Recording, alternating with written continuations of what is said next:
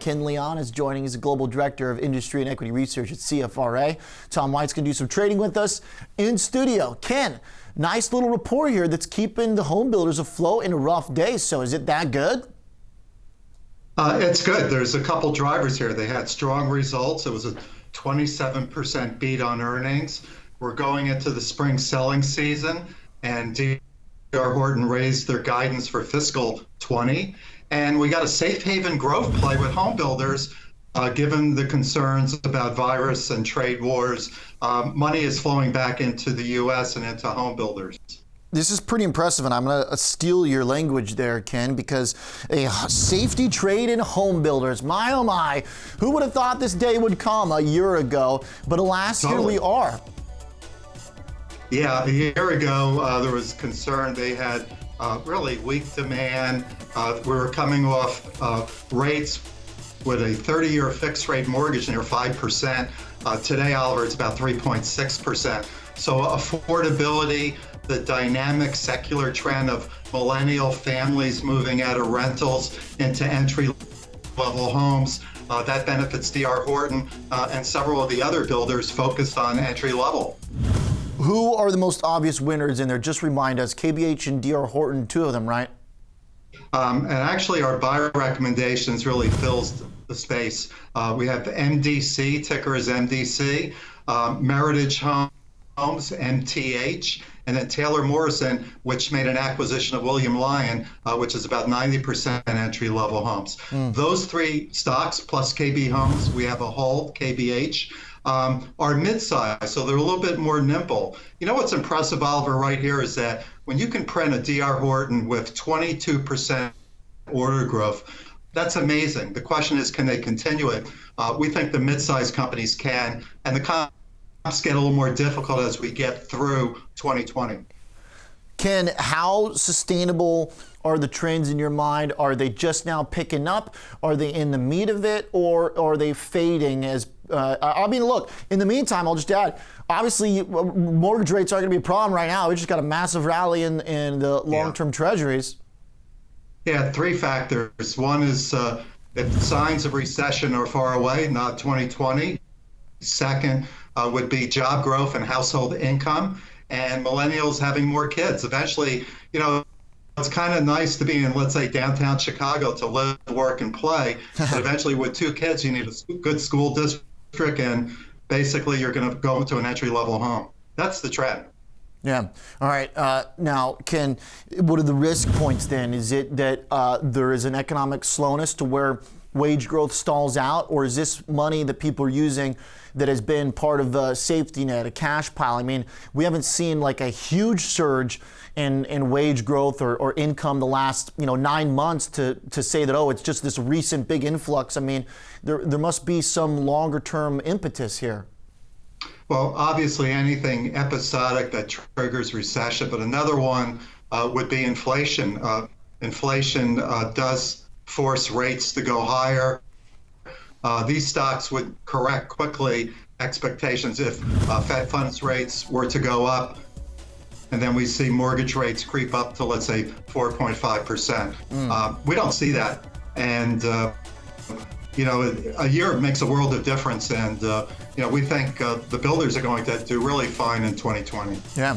And you upped your price target on D.R. Horton as well. So you mentioned MDC as one of the names you're bullish on.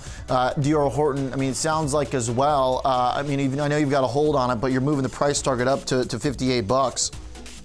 So we have a whole recommendation on D.R. Horton.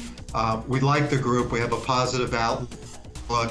Oliver, generally for home builders as a group, when you have the macro factors working in your favor, they all benefit, but some more than others, if they're positioned by geography or the mix of their product, in this case, entry level.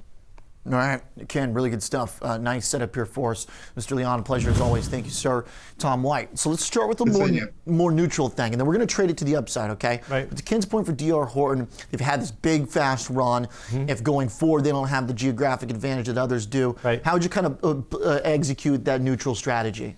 Well, if you look at it, post-earnings, you're going to see that volatility get crushed, and volatility in the overall market's up pretty significantly today on the sell-off, but it's getting crushed because D.R. Horton's already reported earnings. Right. Most of the home builders are up. A lot of those mid-tier ones that Ken mentioned are also up pretty significantly on this report. And we do have new home sales coming out at 9 Central Time here also, Oliver. But I looked at something that takes advantage of that lower volatility post-earnings around that $60 level, which is just above Ken's price target of 58. And I looked at a simple option strategy calendar spread and a relatively short-term one, where I'm buying only something about 53 days out from expiration, buying the March monthly 60 calls, and then against that, to lower my initial cost and give me that ability to roll my short options, I'm selling the Feb 7th weekly options, which expire in about 10, 11 days here. Buy the March 20.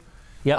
And the Feb 7 you're selling. Selling the Feb 70s against that. Now I'm buying the calendar. That makes it risk defined. Paying roughly about $1.05 debit on that, Oliver. That's your complete risk per spread on this trade. And you can see right there from the risk analysis, it takes advantage of that $60 price level or neutral type level, but you've got a nice range that the stock can trade within over the next 50 days, and that's about 57.5 to 62.5, maybe even outside there a little bit, and the ability to roll that short option on a week-to-week basis or every 2 weeks allows you to increase potential profitability and reduce risk because you're taking credits in every time that you roll that short option. As you get closer to expiration, those calendar or those roll prices expand a little bit. Right. So this is a neutral type strategy for this name where it's going to hover around $60. 57, 60 bucks, okay. Yeah.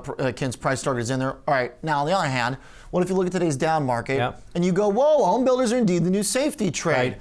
You can either do it through ITB, XHB is another one, but let's just stick with DHI to keep it consistent here. Right. What about long exposure on D.R. Horton? Yeah, you make a great point. XHB is the Homebuilders ETF, and D.R. Horton's involved in that ETF along with the others. But because of that volatility crush that we've already seen in DHI, another strategy that you can do is a long vertical, or where you buy one option, sell another in the same option series, and by selling that other option instead of just buying the straight call, you lower your input costs on that trade, so it makes it a little bit cheaper to trade.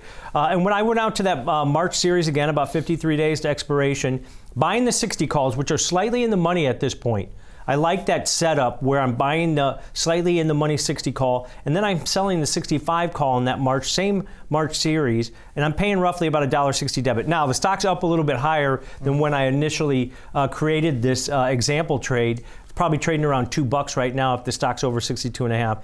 But what you pay is basically what your risk is on this trade. Now, you do limit your upside. If it goes above 65, you can only make the $3.40 because it's a $5 wide vertical. Okay. So by just buying the call outright, you have unlimited upside. But by selling another call against it and creating a long vertical, you lower your input cost, but you cap what you can make on it. But we want to stay risk defined on this. So you got about $1.60 in risk capped on this. Capped on both ends. Yeah, it's capped on both ends. It's directional in nature. You have over 50 days in this trade, and the risk reward is pretty solid. You pay $1.60 with a potential reward of $3.40. If it gets up to that $65 level, up about 4 or 5% from here, then it's a full gain on that type of spread. But that's a directional spread, and with those verticals, they're pretty flexible, Oliver, where you can go out months in advance or just a week or two. Right. So they're pretty flexible. This is just a blueprint. You can, wrap around different strikes.